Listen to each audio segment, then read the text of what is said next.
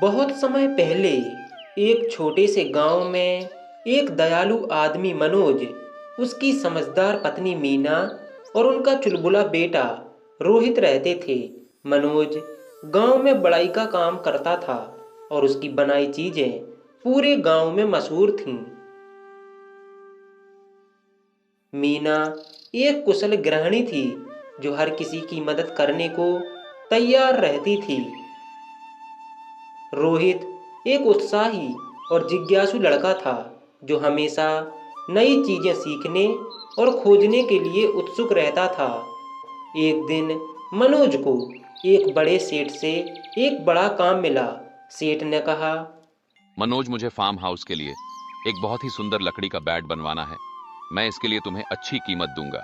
मनोज ने कहा, ठीक है सेठ जी, मैं आपके फार्म हाउस के लिए एक सुंदर और मजबूत बैट बना दूंगा। चलिए सेठ जी, चलता हूँ। मनोज ने खुशी खुशी यह काम स्वीकार कर लिया। मनोज ने सोचा कि वह सबसे अच्छी लकड़ी लाने के लिए पास के जंगल में जाएगा। मनोज जब घर गया तो मनोज ने मीना से कहा, मीना, मुझे कल जंगल जाना है। सेठ जी को लकड़ी का बैट बनवाना है और घर पर लकड़ी नहीं बची है। मैं भी तुम्हारे साथ चलूंगी। रोहित ने तुरंत कहा, पिताजी, मैं भी चलना चाहता हूँ। जंगल में जाना कितना रोमांचक होगा, ये मैं देखना चाहता हूँ। ठीक है, लेकिन जंगल में सतर्क रहना, वहाँ बहुत से खतरनाक जानवर और झाड़ियाँ हैं।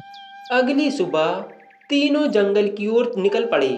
रास्ते में पक्षियों की चहचहाहट और ताजी हवा ने उनकी यात्रा को आनंदमय बना दिया। रोहित हर चीज को देखकर उत्साहित था। कुछ देर बाद वे जंगल के घने हिस्से में पहुंचे। मनोज ने एक मजबूत और सुंदर पेड़ चुना और उसे काटने लगा। मीना ने पास में एक जगह साफ की और खाना बनाने लगी। रोहित पास के झरने पर पानी लेने चला गया।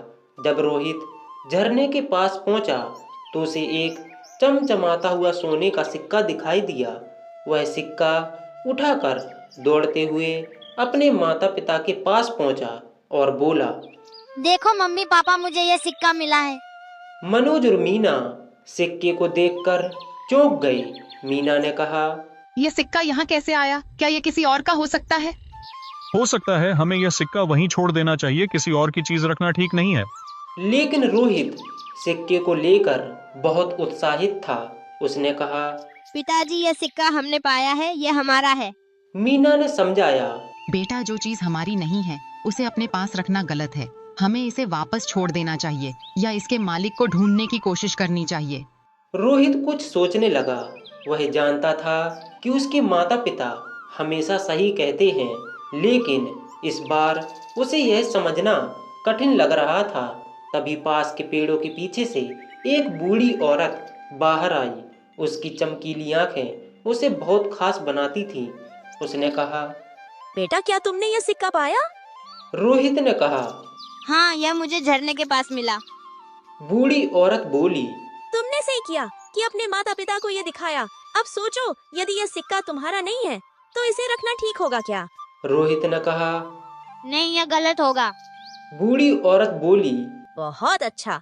सच्चाई और ईमानदारी का रास्ता हमेशा सही होता है, लेकिन याद रखो, हर अच्छी बात का इनाम भी मिलता है।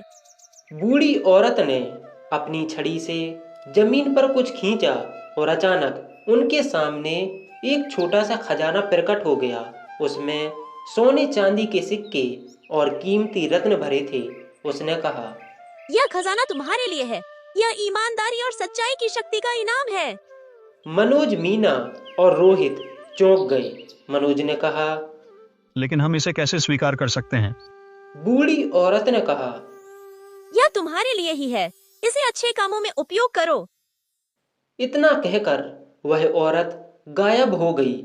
मनोज और मीना ने उस खजाने का उपयोग गांव के लोगों की मदद करने के लिए किया। उन्होंने स्कूल बनवाया जहां बच्चे मुफ्त में पढ़ सकते थे। गांव के गरीब लोगों के लिए उन्होंने एक अस्पताल भी बनवाया। रोहित ने उस घटना से सीखा कि सच्चाई और ईमानदारी हमेशा बड़े इनाम लाते हैं। उसने अपने दोस्तों को भी यह कहानी सुनाई और उन्हें सच्चाई के रास्ते पर चलने के लिए प्रेरित किया।